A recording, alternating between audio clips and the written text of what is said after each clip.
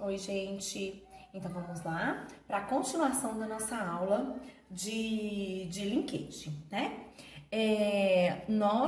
Na aula passada, nós revisamos meiose, né? Vimos a diferença de quando os cromossomos atendem à segunda lei de Mendel e quando eles estão em linkage, quando eles estão no mesmo cromossomos, né? Revisamos um pouquinho do crossing over e terminamos a nossa aula falando, gente, tá vendo, né? O problema do meu estúdio. Tomara que vocês não tenham escutado as crianças na rua. Olha só, deixa eu fechar a janelinha aqui para melhorar. Olha só, nós terminamos a nossa aula, então, com esse esqueminha aí. Então, eu mostrei para vocês que na segunda lei de Mendel, os genótipos, né, eles apareciam na mesma frequência, eles apareciam na mesma proporção. Já no linkage, não. E isso daí intrigou um pesquisador de nome Thomas Morgan, tá? Algumas situações, né, foram sendo percebidas aí, né? Eles viram, então, que em algumas situações, em alguns genes que eles levavam em consideração, a proporção dos genótipos não batia, né, com o que acontecia na segunda lei de Mendel, com o que Mendel havia descrito, tá? E o que aconteceu? Esse Thomas Morgan, ele começou a pesquisar e ele viu também que a variação desses recombinantes, ela variava muito também, tá? Ele percebeu que os parentais, eles sempre apareciam em uma quantidade maior que 50%. E os recombinantes em uma quantidade menor que 50%, tá? Então, esses dois aqui, eles eram menores que 50% e esses dois aqui, maiores que 50%. Só que essa proporção, ela variava, tá? Ora ela era 8%, ora era 16%, ora era 17%, ora era 15%, ora... Essa proporção, ela variava. E isso começou a intrigar. E eles quiseram, então, compreender isso, tá? E depois de pesquisar, de analisar muito, ele concluiu que quanto mais distante, quanto maior a distância entre os genes que estavam sendo considerados, maior a chance de recombinar, maior a frequência de recombinação entre eles, tá? Mais eles apareciam, maior a frequência com que eles apareciam. E quanto mais pertinho eles estavam, menor a frequência entre eles. Então, gente, o que aconteceu? É justamente com isso que eu sujei minha mão toda para mostrar para vocês. Mas vamos entender aqui. Deixa eu colocar aqui para vocês entenderem. Eita, ficou grande, né? Mas acho que vai dar pra gente entender. Então, vocês já perceberam aí, ó, que eu fiz, então, essa tinta aqui não seca, tudo, isso aqui sujou tudo. Olha só, sujou meu cartão, sujou tudo. Se tivesse com tempo, eu ia fazer outro, mas não dava tempo, né? Então, olha só. Então, nós temos aqui, né, 2 cromossomos. Vamos colocar cromossomo cromossomo 1', tá? E aí, vou fazer aqui com vocês, ó. Nós vamos levar em consideração 2 combinações aqui. Nós vamos levar em consideração a combinação azão, nós vamos levar em consideração o gene azão, Bzão, e o gene A e B, e o gene A e C, tá? Os 2 genes, o A e o B, e o A e o C. Aí eu quero perguntar para vocês assim, quem é que tem maior chance de permutar? O A e o B, ou o B e o C? Quem é que tem maior chance de sofrer essa permutação? Um pouco chatinho entender isso daqui. Olha só, se eu estiver considerando o A e o B, o que vai acontecer? Olha só, quando ocorrer o crossing over, se o crossing over ocorrer nesse pedacinho aqui, ou se o crossing over ocorrer nesse pedaço, ou se o crossing over ocorrer nesse pedaço, ou em vários outros pedaços, o que acontece? Ó, se eu tiro esse pedacinho aqui, ó, e troco. Olha só. Já recombinou? Já recombinou. Não já? Olha só, já recombinou. tá? Então, eu posso cortar em vários pontos daqui pra cima. Eu posso cortar aqui, eu posso cortar aqui, eu posso cortar aqui, eu posso cortar... Ai, aqui não é o C e o coisa não, gente. Eu quero levar em consideração aqui o B e o C, tá? Eu posso cortar em vários pontos, tá? E eu vou conseguir recombinar. Agora, e o B e o C? O B e o C, se eu cortar, olha só, vamos voltar aqui, ó. Se eu estiver levando em consideração o B e o C, se eu cortar aqui, se eu fizer um corte aqui, trocar o alelo, eles vão permutar? Não. Se eu cortar aqui, ó, se eu cortar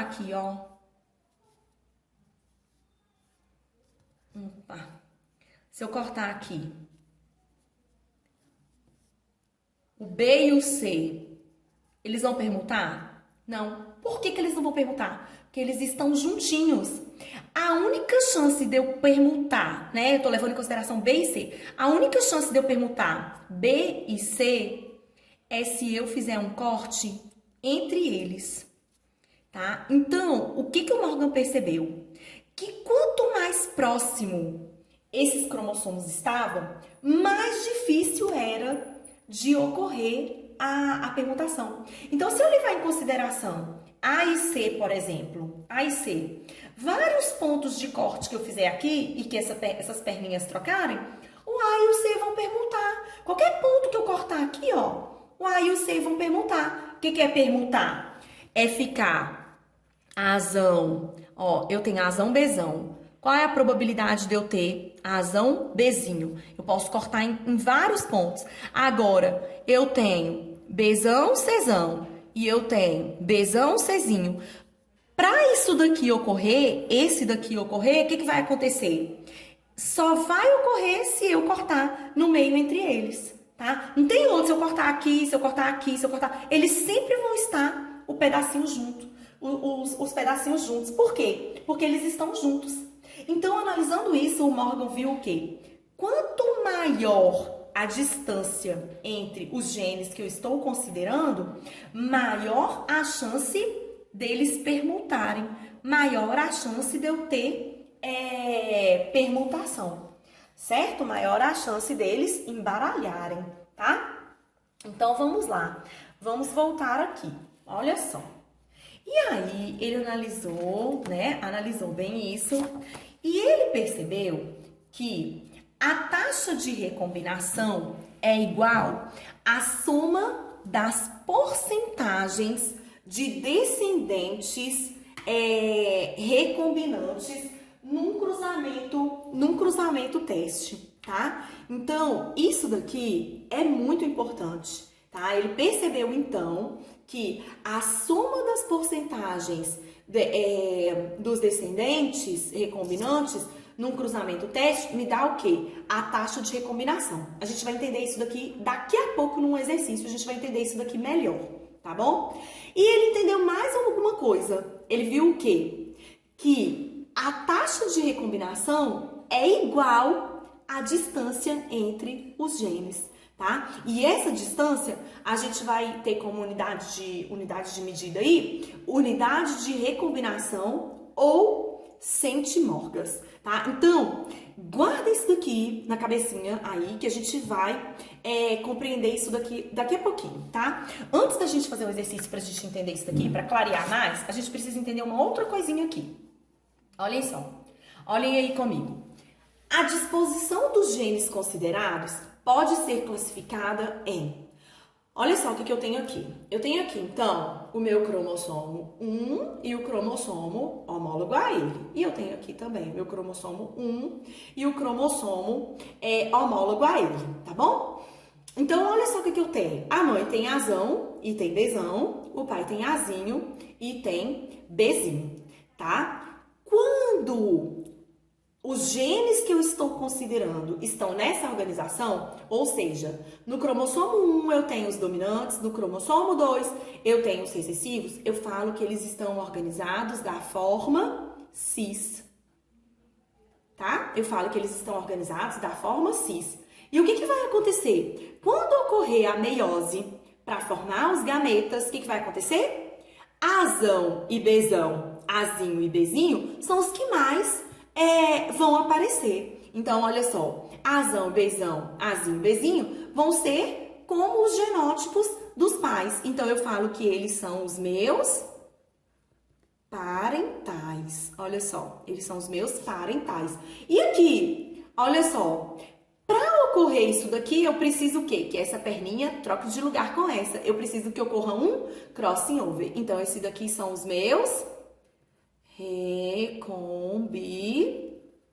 Esses daqui são os meus recombinantes, tá?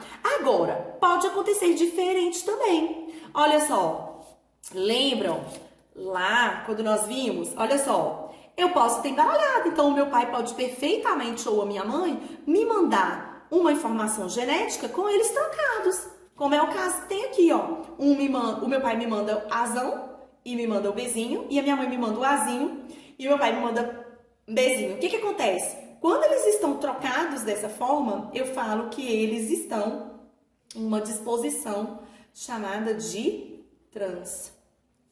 Tá? E aí, o que que acontece? Ó, quando ocorreu o crossing over, esses aqui, ó, Azão e Bzinho, e o Azinho e Bzão, não vão precisar de crossing over para eles ocorrerem. Então, eles são chamados de parentais. E esses aqui vão precisar de crossing over para ocorrer, ó, porque o Bzão tem que ir para lá e o Bzinho tem que vir para cá. Então, eles vão ocorrer quando houver crossing over. Então, eles são eles são os meus recombinantes. Entenderam? Tá? Então, imaginem aqui comigo, ó. Vamos pegar aqui, só para vocês entenderem rapidinho. Ó, se aqui fosse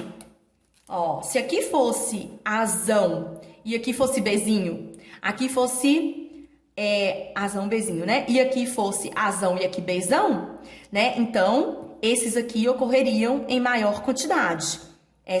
Nessa organização. Só que aqui seria trocado. Porque aqui seria Bzinho e aqui seria Bzão.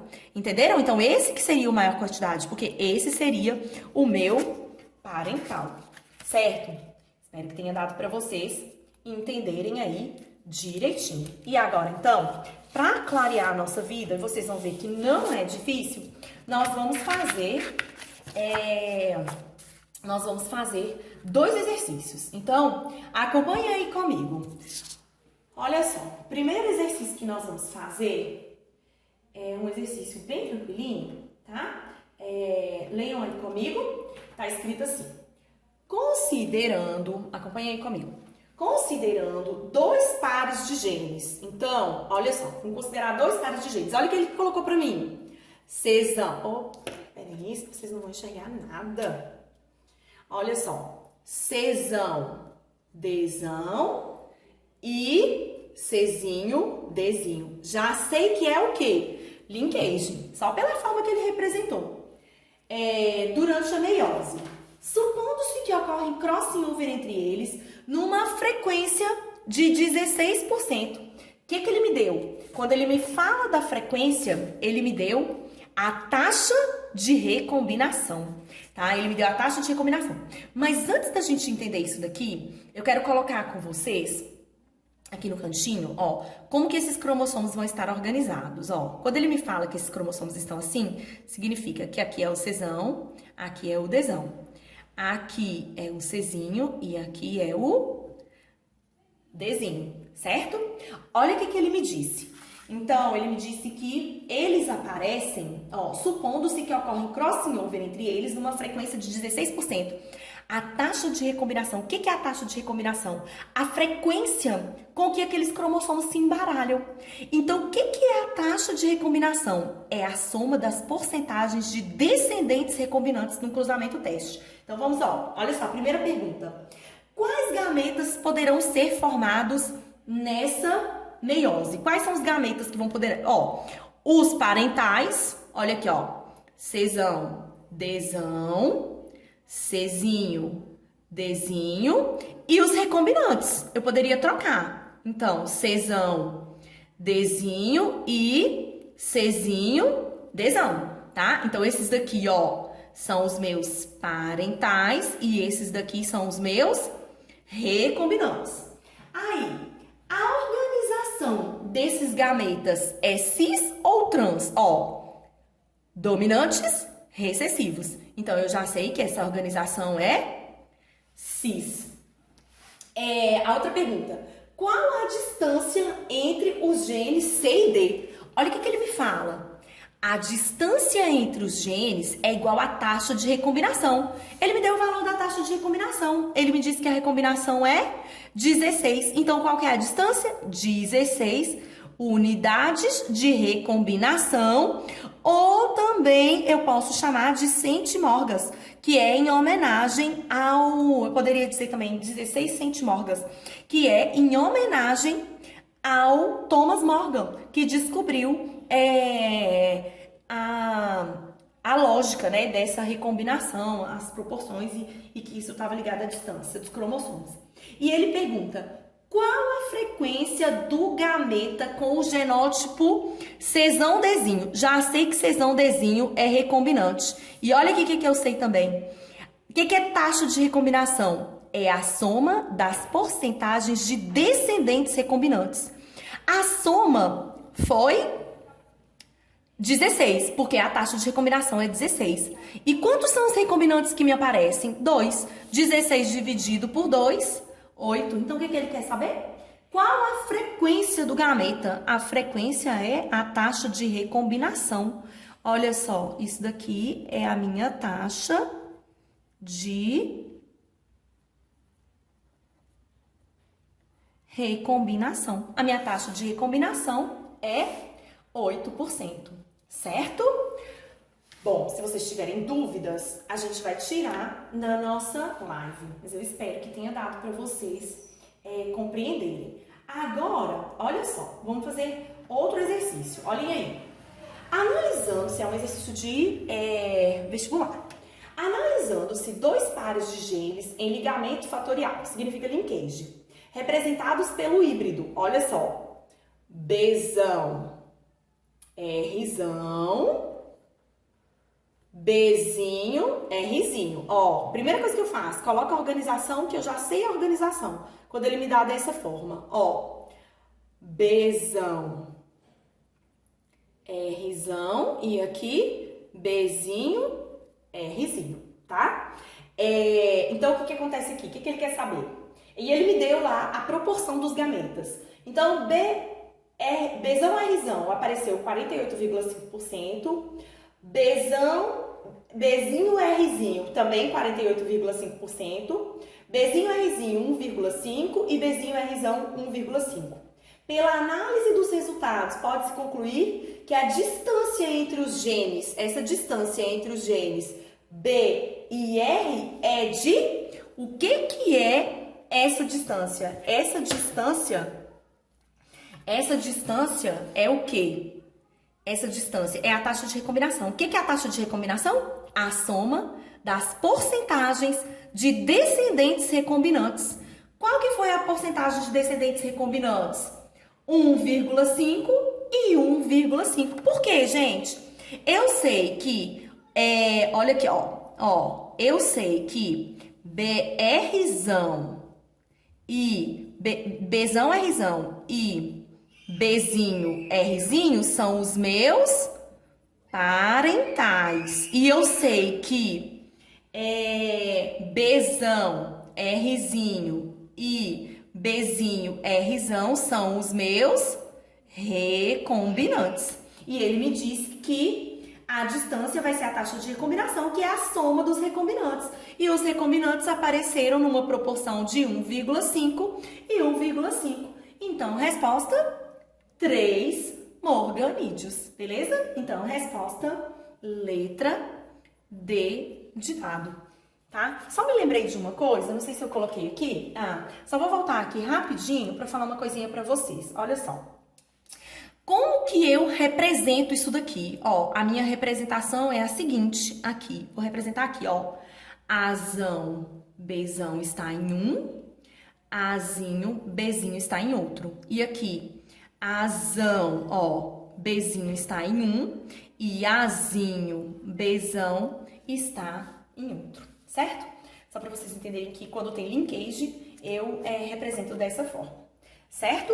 Gente, eu sei que foi uma aula densa, eu sei que foi muita coisa. Aproveitem a nossa live pra gente tirar todas as dúvidas depois. Façam os exercícios que eu estou propondo pra vocês. Terminem a aula e façam pelo menos uns 2 agora. Se tiverem dúvida, me mandem mensagem, tá bom? E eu tenho uma mensagem aqui pra vocês que eu escutei na rádio. Olha só, e eu achei muito legal. Pra gente pensar nesse momento que nós estamos vivendo. Nem todos os dias são bons, mas há algo de bom todos os dias. E quem é que pode achar esse algo de bom todos os dias? A gente, né? Então, nós estamos tendo mais contato com a nossa família, nós estamos, né, aproveitando esse tempo para estudar mais. Então, vamos procurar o que tem de bom em cada dia, né? E vamos fazer o nosso dia ter algo de bom. Muitos beijos no coração, aproveitem bastante essa aula, voltem, vejam várias vezes se precisar, voltem na segunda lei de Mendel, mas eu quero muito que vocês entendam. Os exercícios são mais ou menos assim, então vocês não podem errar de jeito nenhum. Beijos, beijos, fiquem com Deus e até a próxima aula.